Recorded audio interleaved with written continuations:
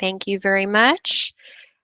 Hello, everyone, and good morning. My name is Allison Jaden. I'm a Special Projects Manager with the Maryland Department of the Environment's Climate Change Program in the Air and Radiation Administration. It's my pleasure to have you all on this morning for our February Climate Pollution Reduction Grant Information and Q&A session.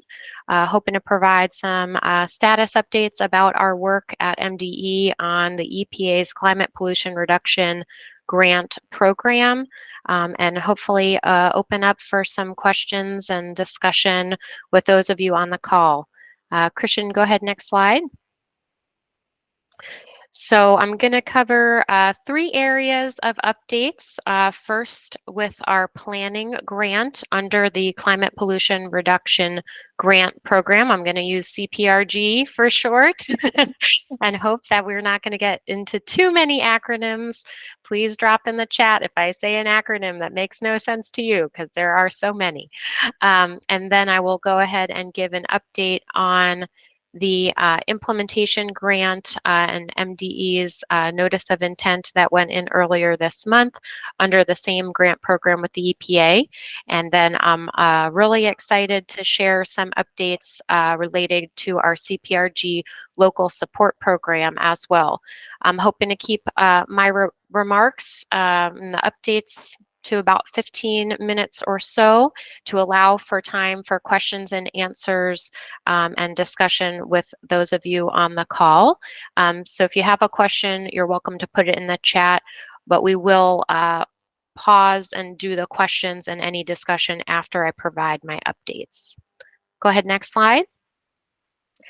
I know many of you are familiar faces to this CPRG journey, and so you have already heard about our objectives, but if there is anybody new to the Climate Pollution Reduction Grant on the call, I do want to set some of the framing of the objectives of this grant program nationwide set by the EPA, but also for us here in Maryland to tackle damaging climate pollution, accelerate work to address environmental injustice, deliver cleaner air, and for us here in Maryland, ensure that Maryland is competitive for federal implementation funds under the Bipartisan Infrastructure Law and the Inflation Reduction Act, and drive successful local level implementation of high priority greenhouse gas emission reduction programs and projects. Next slide.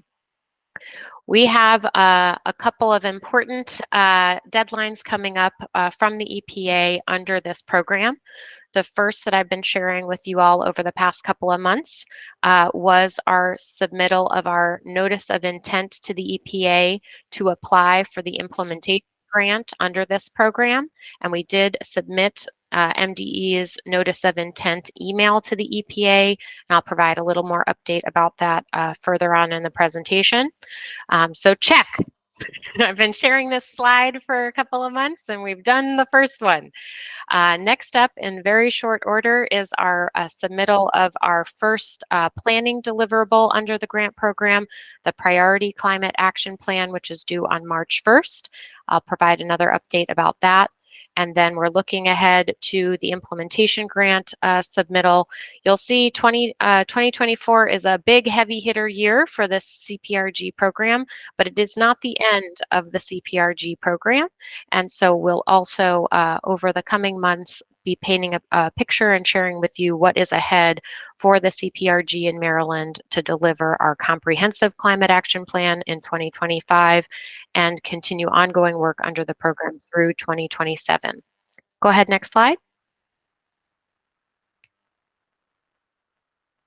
Again, for those of you who have been joining us on this CPRG journey, this is not new information, but I do want to make sure to set the context for anybody here who has not participated in a session around this program.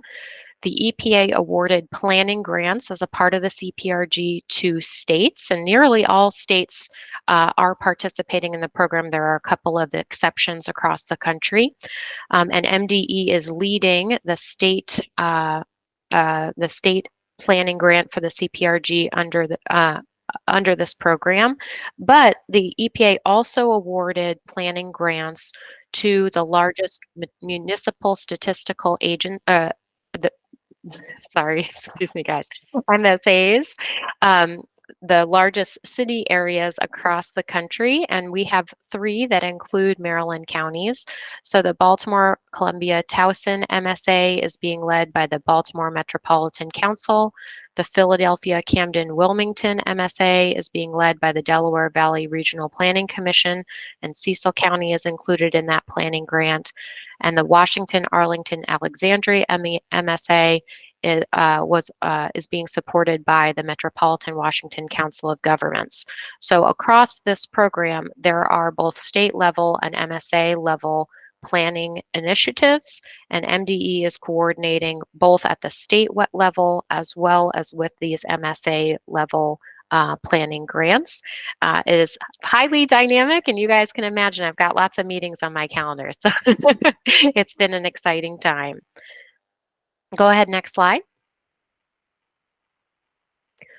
So for all of those planning grant recipients, the first deliverable of the planning grant is to submit a priority climate action plan to the EPA on March 1st, and MDE is on track to do so. We are building, as I've shared with you in this forum, as well as on our website, we are preparing the state's PCAP using our existing statewide inventories, our 15 years of climate action planning for the state of Maryland, building off of the Maryland Climate Pathway Report published in June with the extensive stakeholder feedback to that report, as well as our recently published Climate Pollution Reduction Plan, which is available online and was published in December.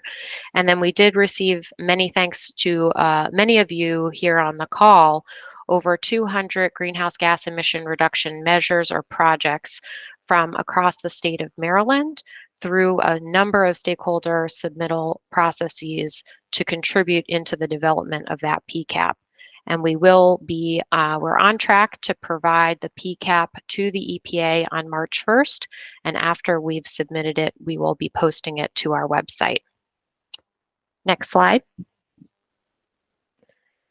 Simultaneously, we are working toward an upcoming deadline from this program for the implementation grants, and I've shared this here with you all in this forum, and you can find the information about the competitive implementation grants on our website, and certainly all the details on the EPA's website. But the implementation grants are coming up due, and thank you, Christian. Dropped a link in the chat for those of you to take a look at the notice of funding opportunity and all the details.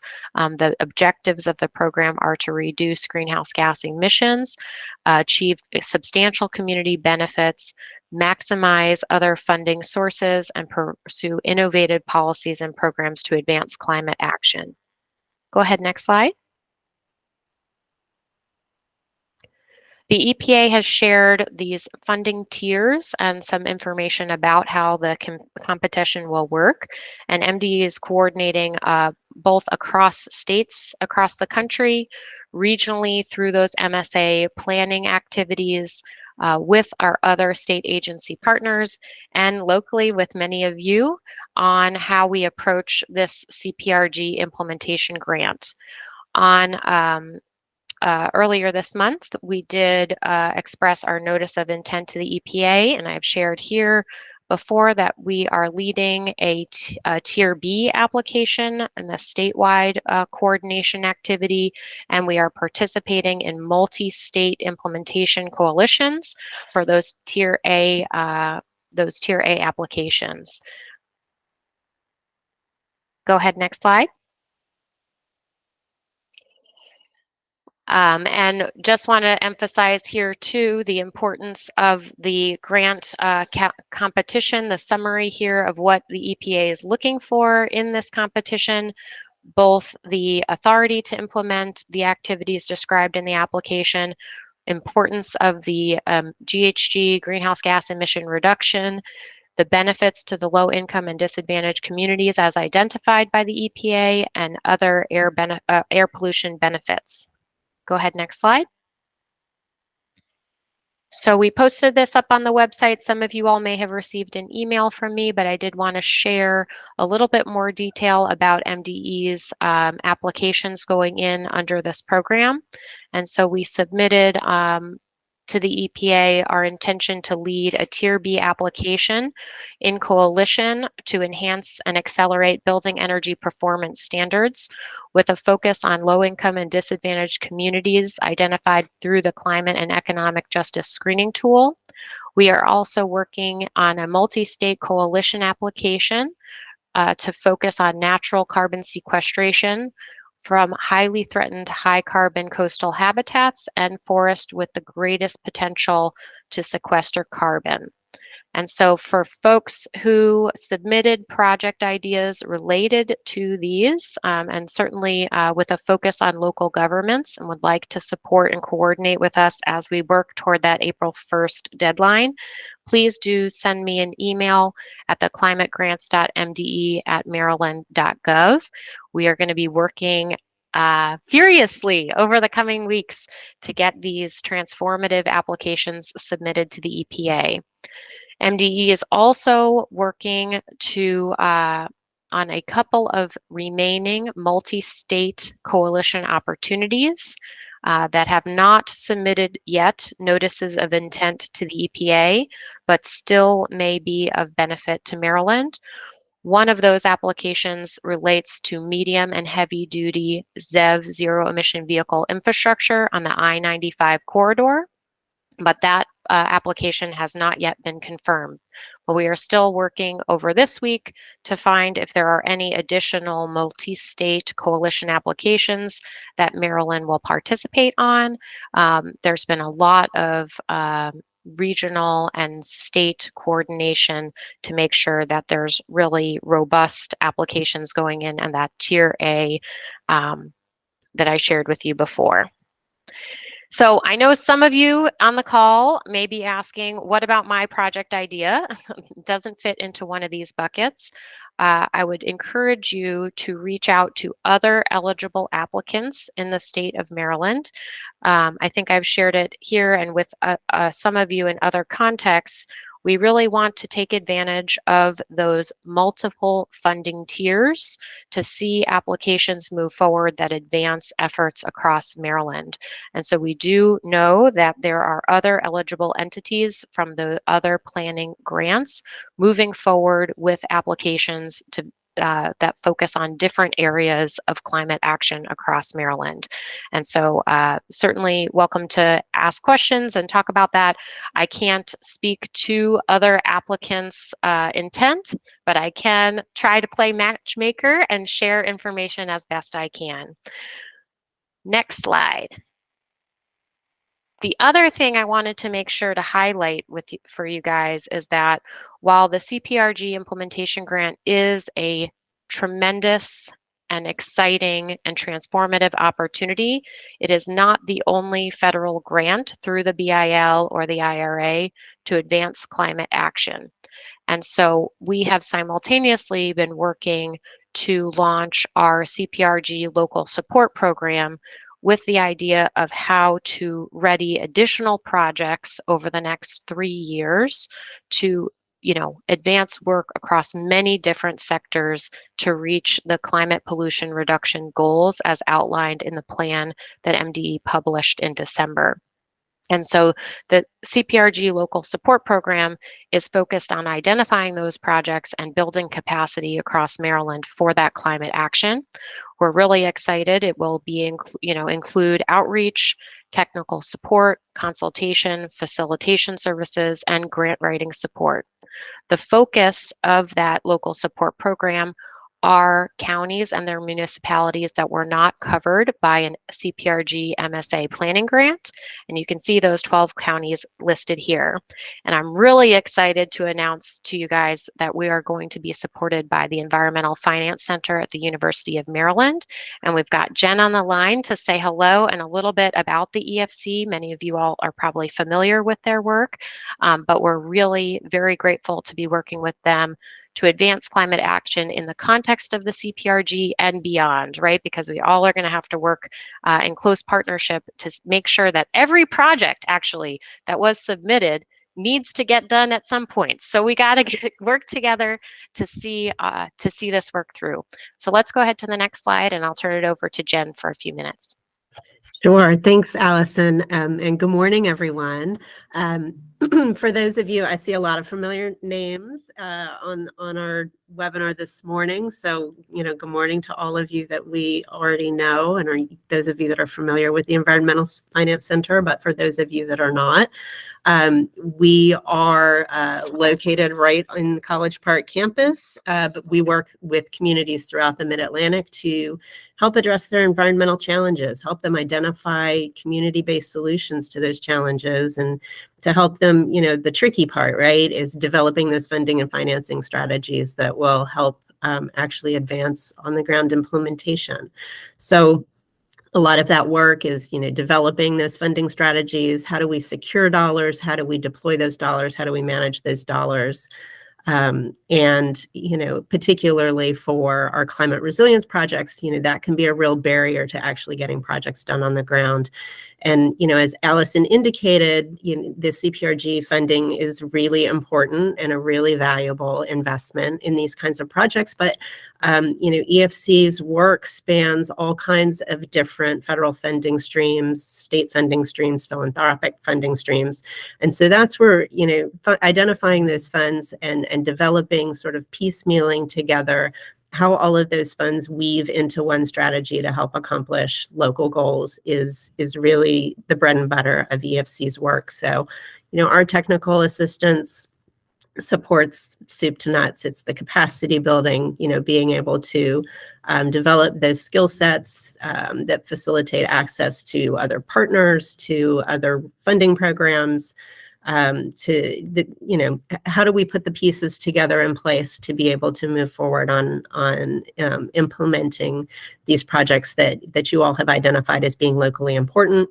How do we access the financing resources? How do we piece them all together? It's wonderful that there's a ton of money being rolled out at the federal level and at the state level, but how do we consider the different pieces of the projects that we want to put in place, and how do we sort of do that matchmaking between the programs that are available, the funding that's available, and their priorities and your priorities, and how do we piece all that together into something comprehensive? And that's, really somewhere where EFC can help. And putting together those financing solutions that are really of interest at the local level, that they're really community driven and reflect what the community priorities are. So next slide, please. And one of the other things that I wanted to bring to your attention while I've got you here, and I just dropped a registration link into the chat, our Sustainable Maryland program that many of you are familiar with. On Monday, February 26th, we'll be hosting a leadership training that is focused specifically on the need to access funding for climate and energy related projects. It's a day-long session. It's going to be offered in person and Zoom, so it's a hybrid platform. The registration link is in the chat, and this is really an opportunity to learn more about the Climate Solutions Now Act, what kind of existing and upcoming funding opportunities that we're expecting for things like building electrification, electric vehicle transitions, adopting renewable energy, all the best practices for securing funding. There'll be some spotlights about what other communities are doing that we can learn from. There'll be a funders roundtable to learn the priorities of the folks who are funding these kinds of projects and how to craft your asks to those funders in a way that will align with what they're trying to accomplish. There'll be a grant writing mini workshop. So all sorts of really valuable information happening there.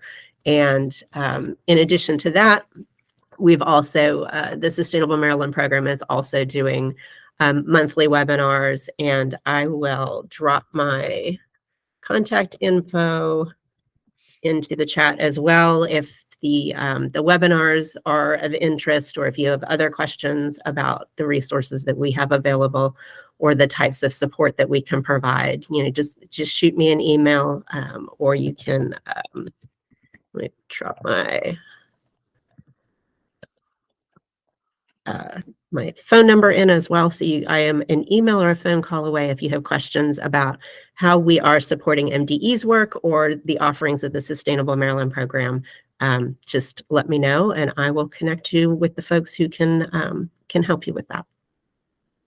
Allison, did I miss anything you were hoping that we would talk about today? No, that's great. Yeah, it's Cool. going to be fun to be in person in another 2 weeks, to talk about, all the great resources that you all have pulled together. And I will be on one of those roundtables talking CPRG. So, but happy for it to be in partnership with so many wonderful, others, and talking again about some of the really incredible existing state programs and other federal opportunities to advance all the work that we've been hearing about and talking about here. So thank you, Jen. We're really excited to be kicking off this continued journey with you. And thanks so much for joining us. And Christian, let's go ahead to the next slide. And Christian already, I think, can drop these contact info for our general climate grants email address. Again, reach out to that email address to get involved with either of the implementation grants that I shared our notices of intent for, or to reach out to us to get connected into the local support program if you are in one of those 12 counties that you saw on the screen. And with that, let's go ahead, Christian, and end the recording. Thanks for those watching via recording, and we'll open it up